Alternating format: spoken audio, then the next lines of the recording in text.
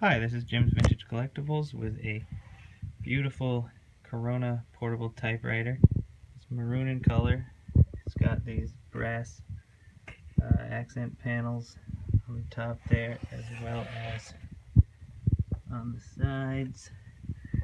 I'll just give it a spin around, show you the back here, and the side. It's in relatively good working condition. Right now it's in the storage setting. To get it active, all you have to do is press this up so that it can clear the spool there, and here you have the release. You just gotta push that up, and then see, it's working fine. I tested, all the keys work fine.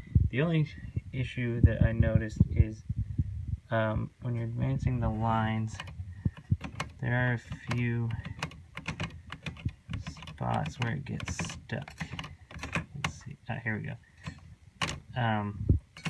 You can see the metal piece there makes contact with the rubber, and the lever has to be manually pressed back. It does that for about 8 lines here.